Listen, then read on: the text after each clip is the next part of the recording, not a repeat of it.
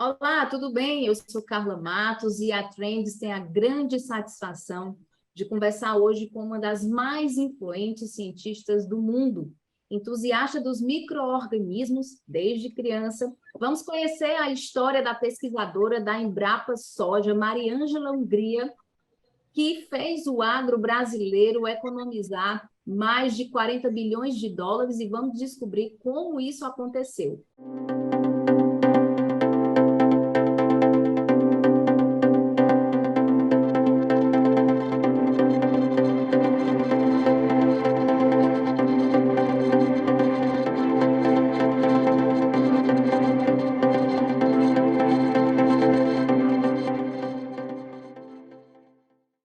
Muito prazer, Mariângela. Desde já agradeço a oportunidade em debater um tema tão importante para a nossa ciência e, ao mesmo tempo, conhecer a sua trajetória, né, como cientista mulher no agro brasileiro.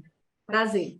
Eu que agradeço, Carla, essa oportunidade, porque é bom já começar falando o seguinte: hoje, a própria ciência, mais do que nunca, está apoiando ações de divulgação, porque a gente sempre foi assim muito tradicional de divulgar cientificamente os trabalhos científicos, vai em congresso e tal. Não, hoje tão valorizado como isso, até para a própria avaliação do pesquisador, é a divulgação para a sociedade.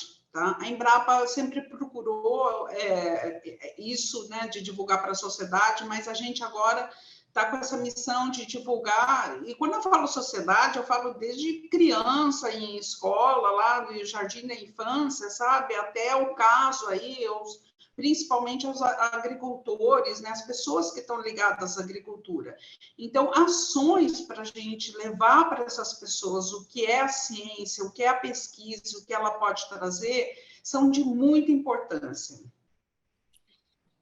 Você responde pelo lançamento de mais de 20 tecnologias aí voltada para a agricultura, né? A sua principal linha de estudo foi com a utilização de bactérias para substituir um processo que ele é bastante custoso, um processo industrial, que ele é caro em todos os sentidos. Ele é caro no sentido sustentável, ambiental, ele é caro no sentido econômico, né? Na produção desses adubos nitrogenados, né? Então, assim, os fertilizantes que a gente conhece hoje. Então, a senhora poderia explicar como é que essas bactérias permitiram economizar tanto para o agro? Então, o nitrogênio, ele é o nutriente que as plantas mais precisam de maior quantidade. Ele é a base da vida. E por que as plantas precisam de tanto nitrogênio?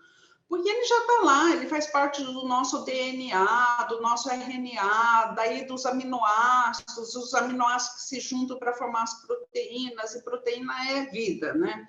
Então, por isso, ele está lá também nas moléculas lá do aparato fotossintético, está em todo lugar, em todos os seres vivos. Então, por isso ele é demandado em grande quantidade.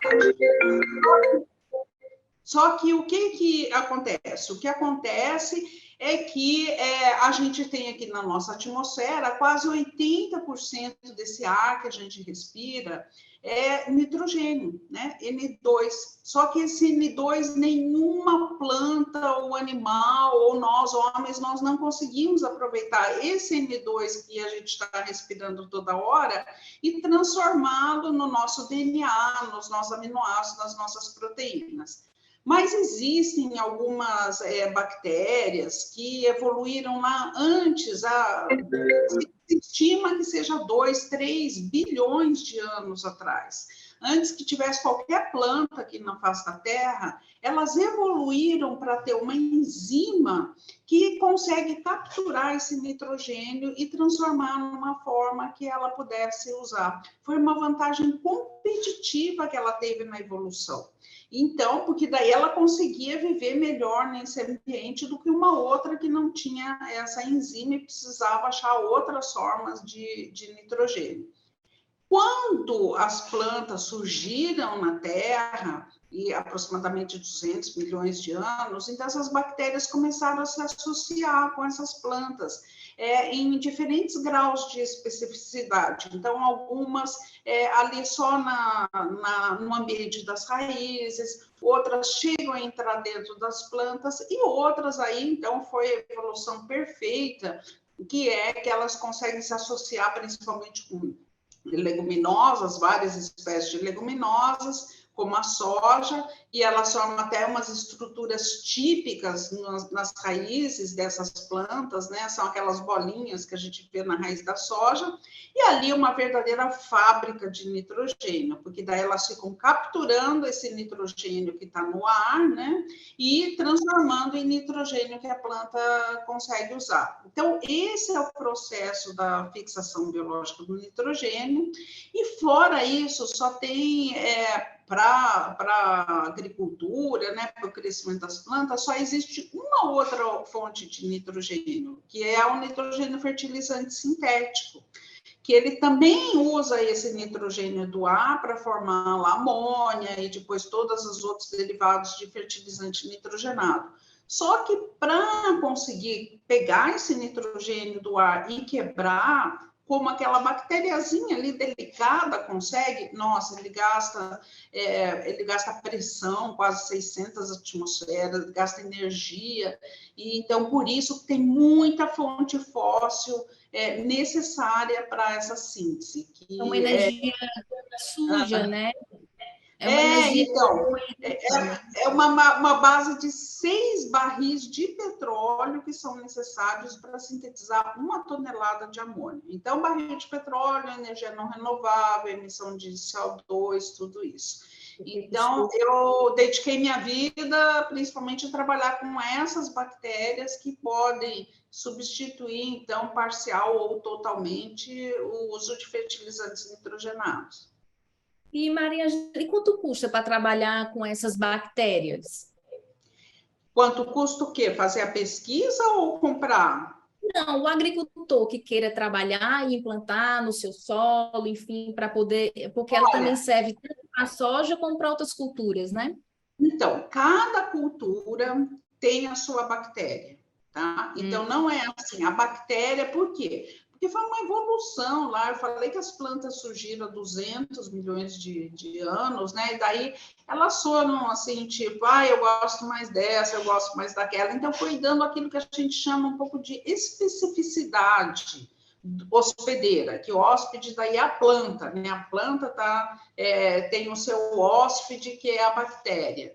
Então, para cá, e a gente tem muita sorte no Brasil, que a gente sempre valorizou, e a gente teve microbiologistas que foram top, que desde o início aqui, quando se começou a fazer pesquisa em agricultura, falaram, não, olha, vamos usar essas bactérias. Então, nós já temos mais de 70 anos de pesquisa nisso, e como resultado disso, a gente tem bactérias, temos mais de 100 bactérias selecionadas, que a gente chama de estípio ou de cepa, para uso em mais de 100 leguminosas, que incluem, por exemplo, árvores, como Glycídia, outros grãos, como feijão fradinho, forrageiras, como o amendoim forrageiro, e uma série de outras leguminosas. Então, a gente tem aqui selecionado pela pesquisa essas estirpes mais eficientes para cada uma delas. E também a gente tem, a pesquisa também ajudou muito na parte de desenvolvimento industrial, as primeiras indústrias no Brasil foram estabelecidas com a colaboração da pesquisa, e todo esse contexto de pesquisa, desenvolvimento industrial, pensando no agricultor em tudo, faz com que esses produtos no Brasil sejam, que eu tenha conhecimento, são os mais baratos do mundo.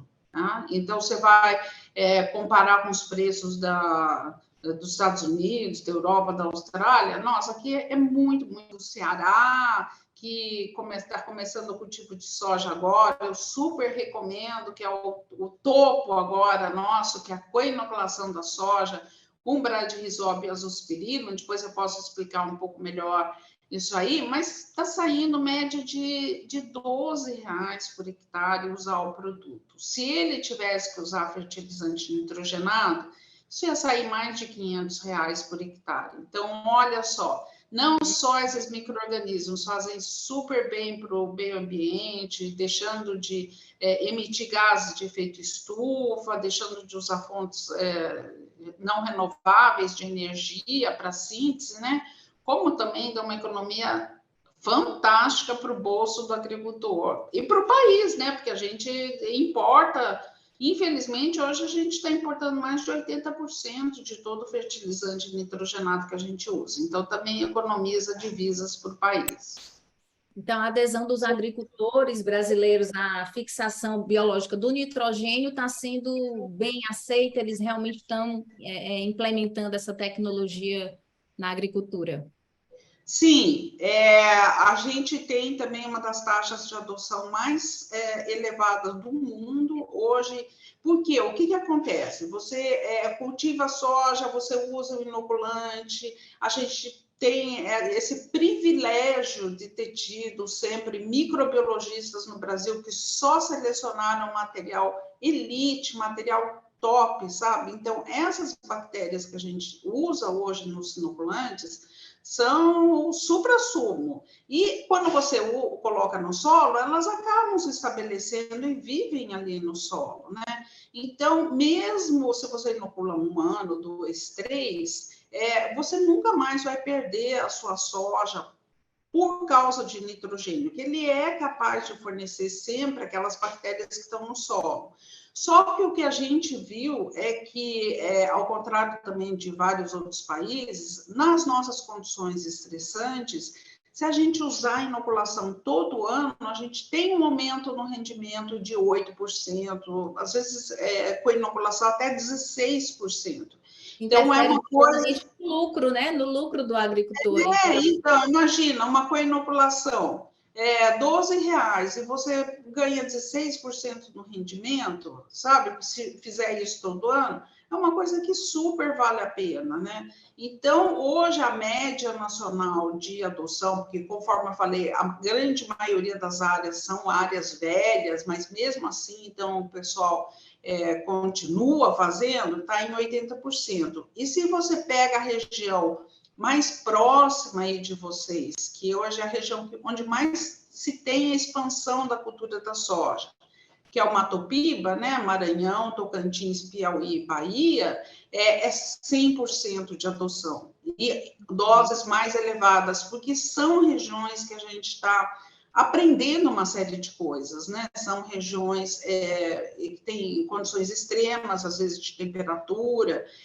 baixa umidade, então os agricultores realmente têm se preocupado muito em fazer boas práticas de inoculação. Por quê? Porque se não tiver uma boa inoculação, uma boa fixação biológica do nitrogênio, ele não vai conseguir produzir. Os solos aí são pobres em nitrogênio, então ele vai ter que colocar fertilizante, e se colocar fertilizante ele vai ter prejuízo, não vai ter lucro.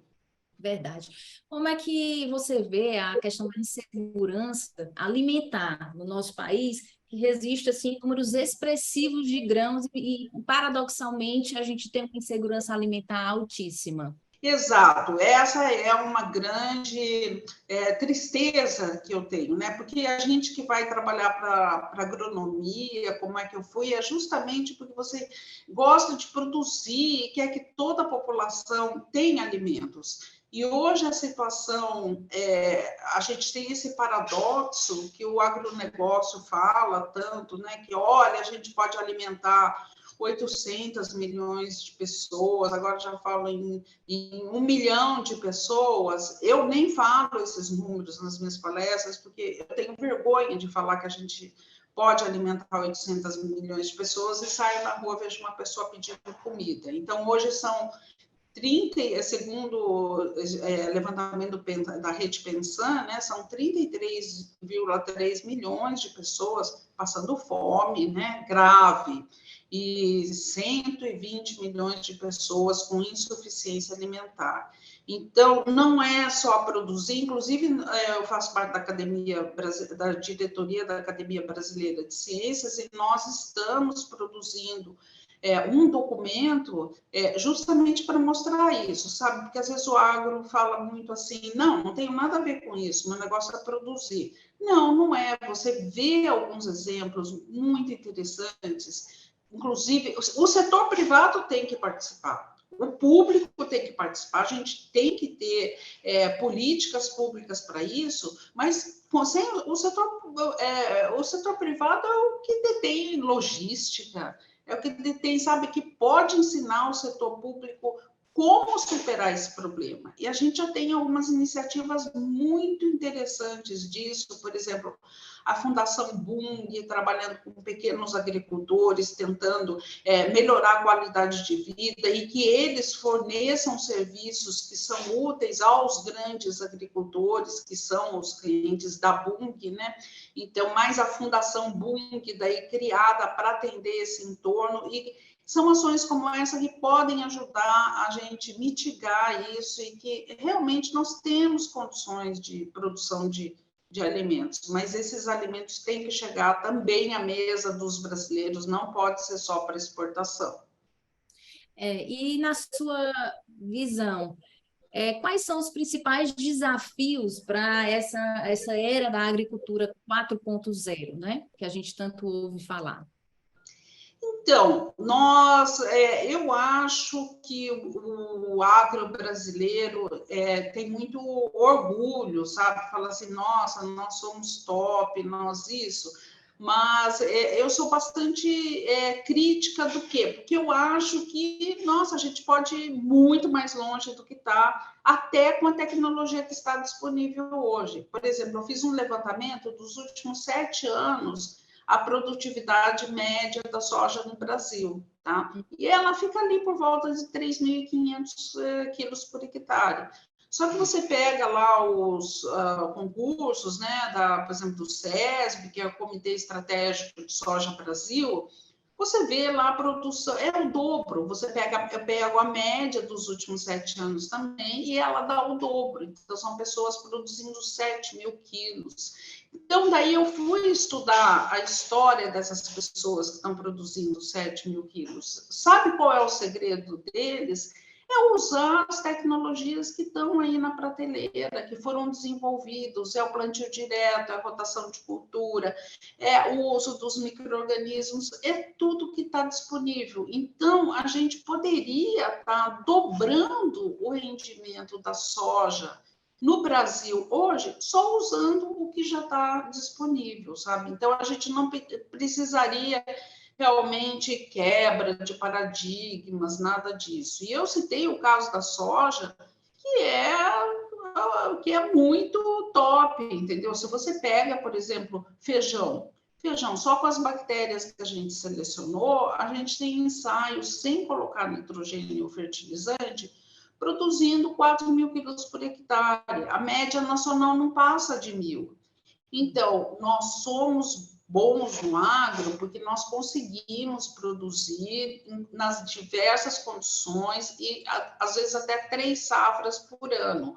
Mas a gente pode dobrar, triplicar a produção nacional só usando o que a pesquisa brasileira já tem hoje disponível. Imagina se a pesquisa brasileira, então, tiver condições de continuar progredindo, o que vai ser daqui a alguns anos? Daí sim, daí nós vamos ser aquele top de dar orgulho em todo mundo.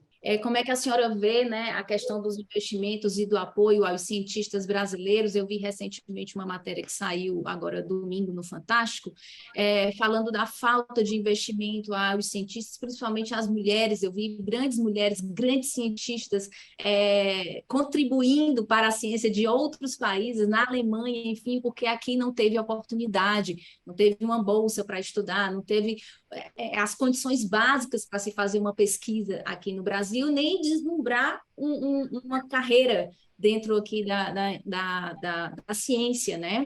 E isso nos entristece. Eu acho que é uma realidade que precisa ser mudada rápida e urgente. Nós não podemos botar as nossas grandes mentes para trabalhar para outro país, podendo estar gerando muito estudo, ciência de muita qualidade aqui para o nosso país, né?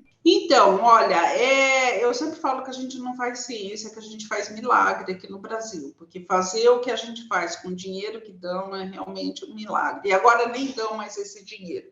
Então, é uma coisa muito triste, por quê? Porque primeiro, os brasileiros são muito criativos e são inteligentes. Quando a gente vai para fora e vê as pessoas que vão para fora, os brasileiros sempre estão ganhando prêmios, sabe, de melhor aluno, melhor tese, melhor disso. Então, a gente desponta tanto que, infelizmente, estamos vivendo outra época disso de fuga de cérebros. Eu trabalho na Embrapa, né, no Centro de Soja em Londrina, mas também sou professora aqui da Universidade Estadual de Londrina, dos cursos de pós-graduação em microbiologia, biotecnologia, e também tenho ex-alunos que estão, sabe, tá no Japão, tá na Itália, tá na Espanha, nos Estados Unidos, porque eles vão, entende, para um doutorado sanduíche, uma coisa assim, e ficam lá, porque as pessoas querem, porque são competentes, porque são tudo, né?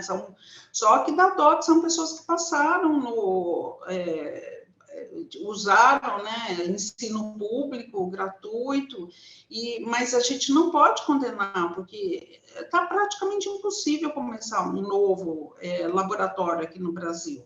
Então, eu passei muitas dificuldades, passo ainda, mas eu realmente fiquei porque eu sempre fui muito idealista, desde criança, sabe? Então, eu fui para os Estados Unidos depois fazer um pós-doutorado, acabei sendo contratada lá, fiquei 3 anos lá, mas eu nunca tive dúvidas de que eu queria voltar. Eu só fui lá para aprender, porque eu queria trazer muitas coisas. E porque também eu sabia que a gente precisava tanto aqui, que um pouco que eu fizesse aqui ia fazer muita diferença. Agora, lá fora, para fazer uma diferença, eu precisaria fazer muito, entendeu? Então, eu resolvi voltar, tive momentos de tristeza, porque é muito... Você não imagina, assim, você é treinada, você sabe fazer, você estudou muito, e você vê um estudo, você sabe que você faria muito melhor aquilo, mas você não tem o dinheiro para fazer e vê que outra pessoa fez com dinheiro assim. Então, é a destruição de tudo, sabe? A destruição do futuro, destruição dos sonhos das pessoas, e a gente é muito instável no financiamento, não só na quantidade, que é ridícula, que é absurda, como também na periodicidade, sabe? Então, você ganha hoje um dinheiro, você não sabe se vai ter amanhã, então a gente não tem uma continuidade, não tem financiamento, não tem continuidade no financiamento. Uhum.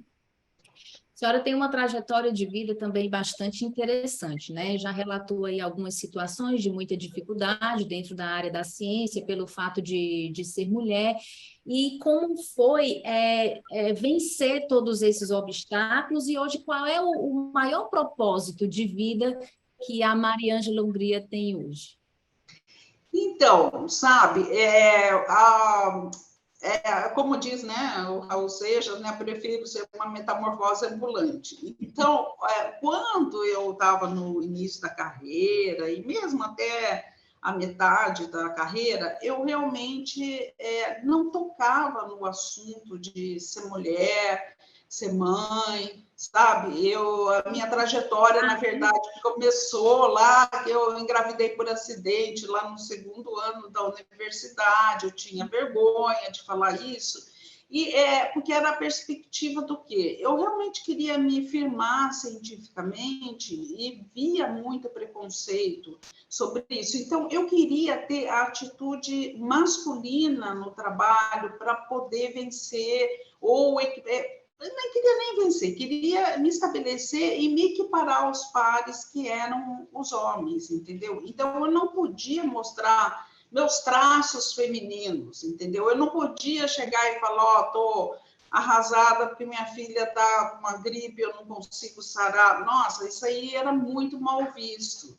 Só que, então, daí foi, eu tenho duas filhas, né, lá que da época da faculdade, uma também tem necessidades especiais. Nossa, falar então que tinha filha com necessidades especiais era tipo Outro assim, tabu. que muito preconceito, né? Nossa, essa aí não vai poder. E realmente eu não posso um monte de coisas, mas daí eu fui vendo isso e agora já, né? Então, velha, daí que Não.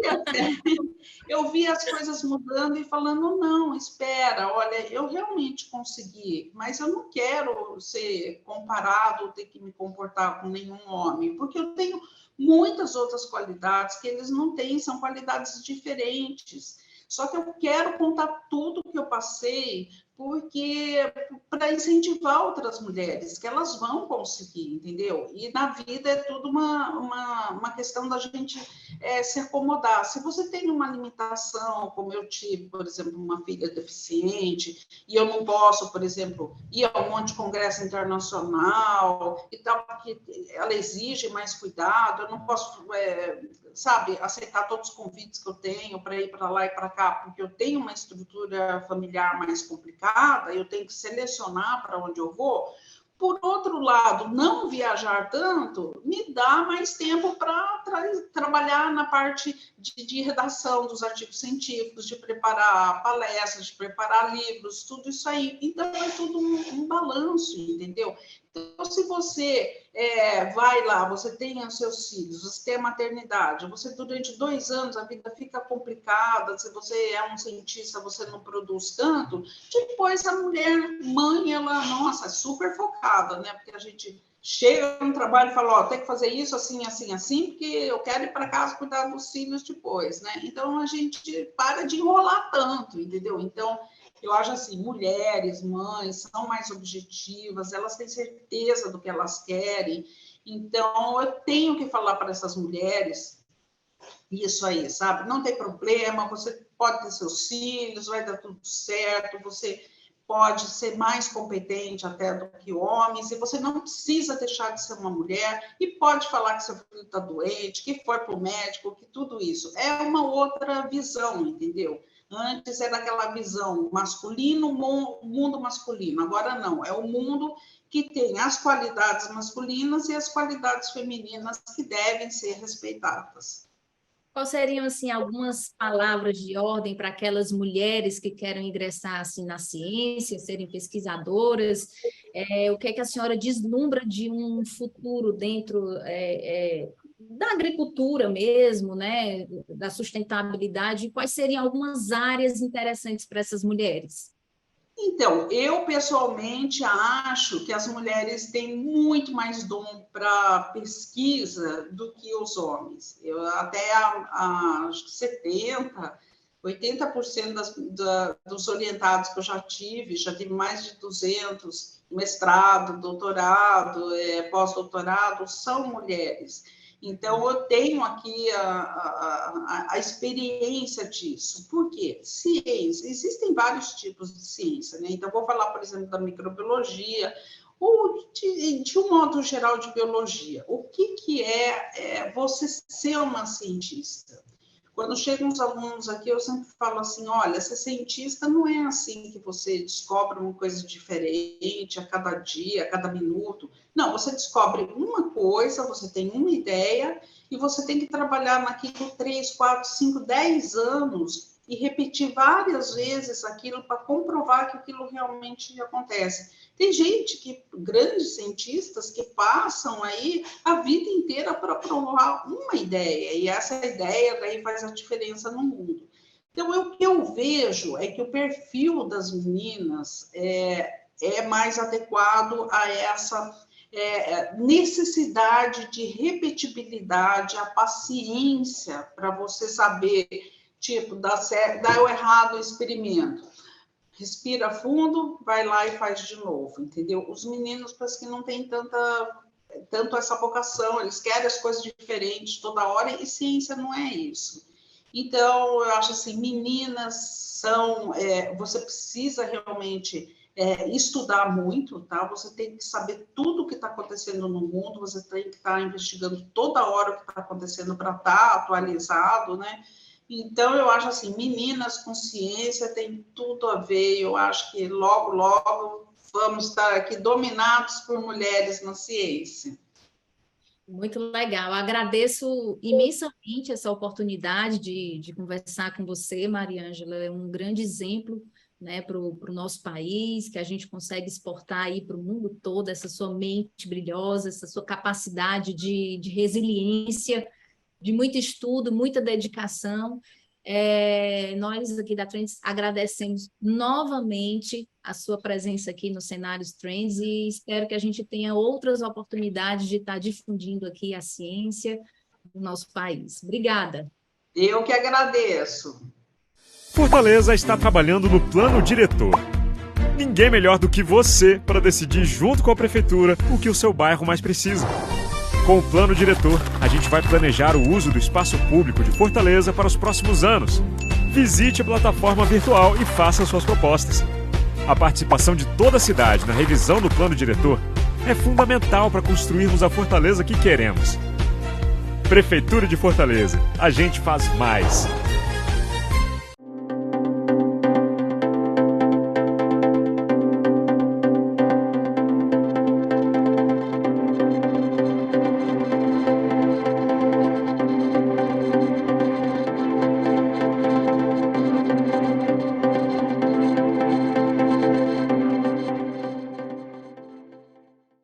Inscreva-se no nosso canal, ative o sininho e fique por dentro dos melhores conteúdos.